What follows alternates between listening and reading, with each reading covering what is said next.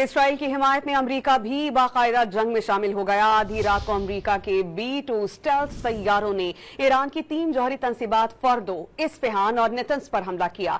Operation mid night hammer میں 7 B-2 طیاروں سمیت 125 جہازوں نے 75 میزائلز اور بموں کی بارش کر دی۔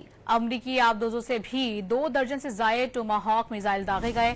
23 منٹ تک آپریشن جاری رہا۔ پینٹاگون نے تمام جوہری تنصیبات تباہ ہونے کا دعویٰ کیا ہے۔ آزاد ذرائع ایرانی جوہری تنصیبات کی تباہی کی تصدیق نہ کر سکے۔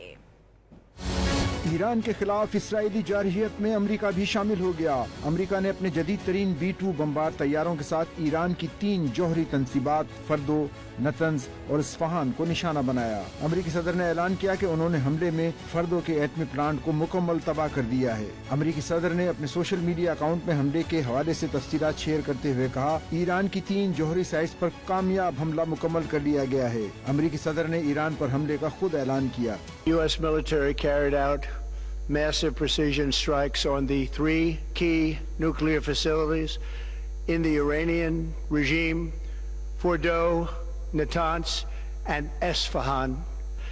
Our objective was the destruction of Iran's nuclear enrichment capacity and a stop to the nuclear threat. Iran's key nuclear enrichment facilities have been completely and totally obliterated.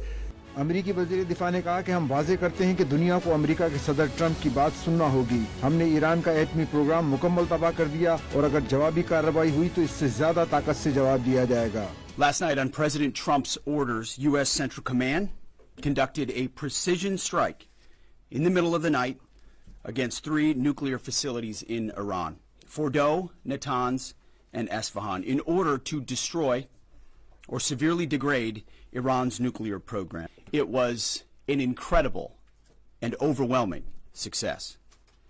The order we received from our commander-in-chief was focused, it was powerful, and it was clear.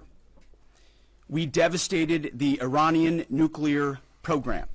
کارروائی کو operation mid night hammer کا نام دیا گیا۔ امریکی B-2 بمبار طیاروں نے ہفتے کی صبح وائٹ مین ایئر فورس بیس سے پرواز بھری۔ ان کے ساتھ ایندھن بھرنے والے طیارے بھی تھے۔ امریکی فوج کے مطابق اس مشن میں 7 B-2 بمبار طیارے شامل تھے، جنہوں نے ہدف تک پہنچنے کے لیے 18 گھنٹے کی پرواز کی، اور جب یہ بمبار طیارے ایرانی ایئر اسپیس میں پہنچے تو ایک امریکی آبدوز نے 2 درجن سے زیادہ ٹوماہاک میزائل اصفہان کی جوہری تنصیب کے اہم اہداف پر داغ دیے۔